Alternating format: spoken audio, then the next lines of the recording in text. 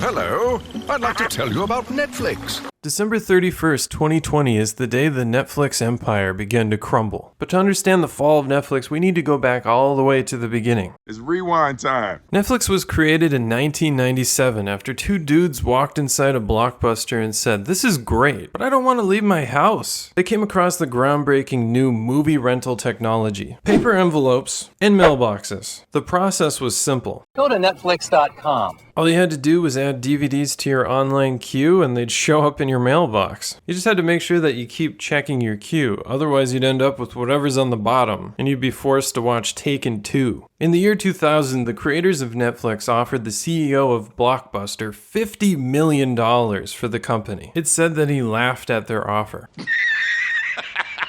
Let's just say Blockbuster wasn't making the greatest decisions in the world. By today's standards, it might sound really annoying to have to wait just to get a DVD in your mailbox. But as someone who lived in the middle of freaking nowhere, where the only video rentals were available in a sketchy gas station, getting Netflix DVDs every week was awesome. Now, of course, some customers complained about long delivery times and scratched discs, but Netflix kept improving. And over the next few years, the company would grow larger than anyone could have predicted. Netflix became so big that Blockbuster introduced its own DVD by mail service in 2007. And keeping up with the trend of being totally ahead of all the competitors, Netflix introduced the ability to stream movies online. 6 years later, Blockbuster was dead, and the true reign of the Netflix empire began. Through online streaming, for the first time, people were able to access a catalog of thousands of titles and watch it instantaneously. Well, most of the time. To capitalize on its growth even more, Netflix made its service available to every device you could think of. I remember as a kid being absolutely psyched to get my Netflix disc for the Wii. That's right, Netflix streaming with motion controls. Now that's the future. Netflix just kept growing and growing. For the first time, people could say, "Screw you" to the cable companies. And they were waiting a long time to do that. No more paying $1,000 for a boxed set of a TV series just so you can see how it ends. Oh, was that just me? Okay. For many, Netflix became a place to discover new TV shows and movies that you probably never heard of before. As someone who never grew up with cable, Netflix was a goldmine of new entertainment. I found some of my favorite TV series of all time just by paging through Netflix. Even classic TV series that have already ended, like The Office and Friends, got a second life on Netflix. In fact, it's arguable that they both became even more popular on Netflix than they ever were on network television. So in the early 2010s, the only problem Netflix had was that all these shows like The Office were made outside of the company. That's exactly why Netflix started producing its own original content. In 2013, its first original series were House of Cards, Hemlock Grove, and Orange is the New Black. If they sound familiar, that's probably because they were extremely successful. Netflix was no longer just the place to watch old movies and shows. They were producing binge-worthy content. Netflix originals helped drive subscribers to 75 million by 2015. By then, Netflix was freaking rolling in cash.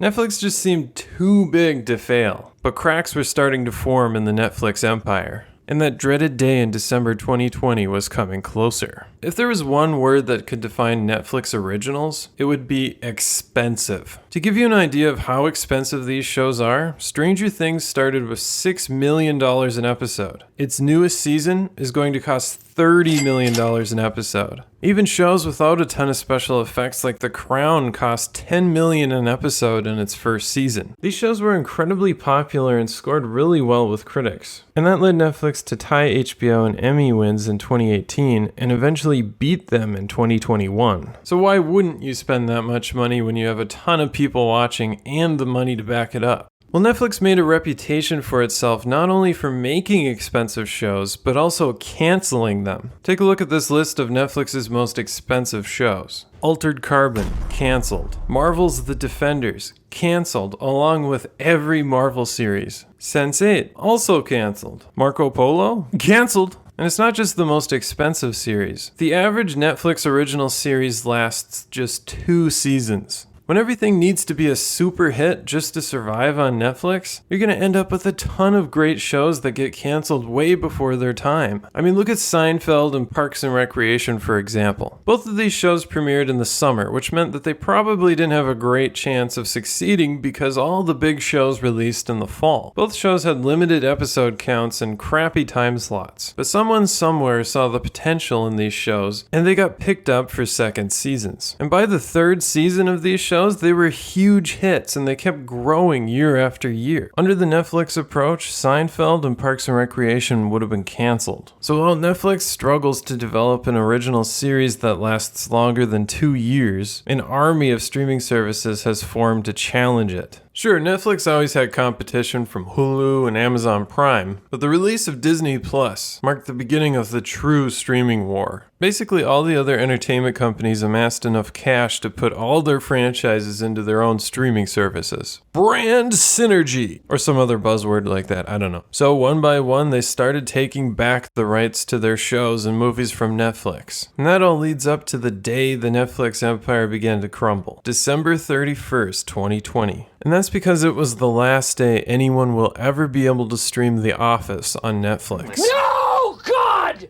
Despite the show being Netflix's most successful of all time, they needed to give up the rights to NBC Universal. NBC was starting their own streaming service called Peacock, and they saw The Office as an integral part to the success of their streaming service. So much so that they actually defined the different tiers of their streaming service based on how much of The Office you want to watch. So the removal of The Office from Netflix marked a dark point in Netflix's history. All of the shows that weren't made by Netflix directly are in danger of disappearing from the service forever. And it's been happening more and more over the last few months. If it loses some of its most popular movies and shows, it will be totally dependent on its own original content. After losing 200,000 subscribers in the last quarter and projecting a loss of 2 million more subscribers, Netflix's stock plummeted. It lost $54 billion of value in one day. And over the last 6 months, the stock values dropped 72%. Unfortunately, that means there are dark times ahead for Netflix. Money's gonna be tighter, and Seinfeld is expensive. We're already seeing reports of layoffs, and Netflix's entire animation department was shut down. To avoid losing even more revenue, Netflix is going to introduce an advertisement-supported plan. This will allow users to spend less while still watching advertisements. That will mark a major change for the streaming service. One of its main selling points back when it started in the first place was that there weren't advertisements like there were on cable TV. Plus, Netflix is going to start cracking down on password sharing. While these methods might help Netflix earn more money, it's going to make using the streaming service even more inconvenient for its customers.